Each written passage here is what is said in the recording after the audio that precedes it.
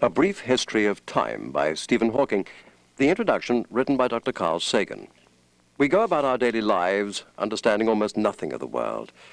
We give little thought to the machinery that generates the sunlight that makes life possible, to the gravity that glues us to an Earth that would otherwise send us spinning off into space, or to the atoms of which we're made and on whose stability we fundamentally depend.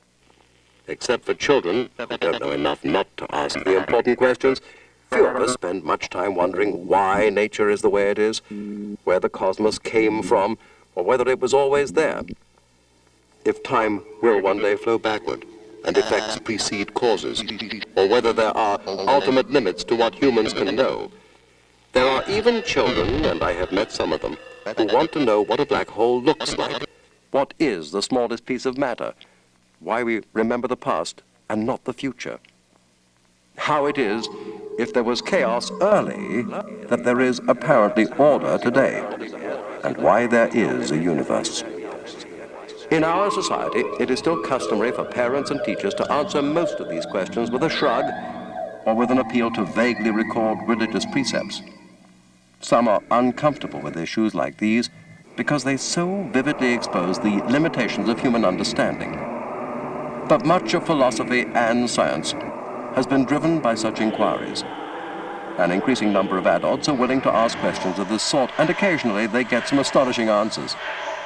Equidistant from the atoms and the stars, we are expanding our exploratory horizons to embrace both the very small and the very large.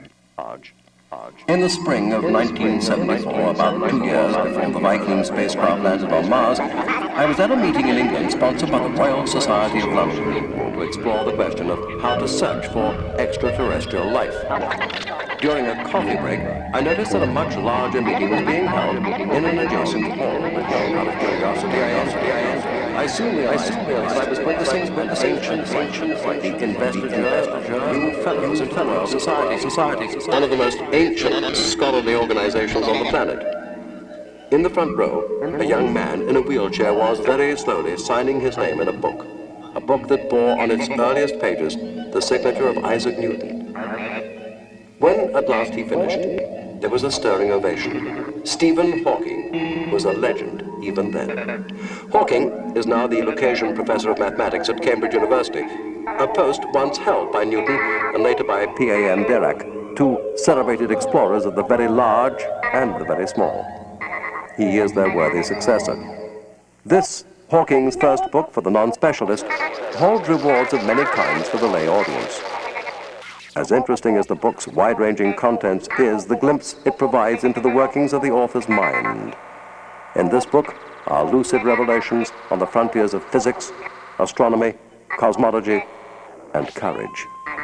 This is also a book about God, or perhaps about the absence of God. The word God fills these pages. Hawking embarks on a quest to answer Einstein's famous question about whether God had any choice in creating the universe. Hawking is attempting, as he explicitly states, to understand the mind of God. And this makes all the more unexpected the conclusion of the effort, at least so far. A universe with no edge in space, no beginning or end in time, and nothing for a creator to do. Carl Segan, Cornell University, Ithaca, New York.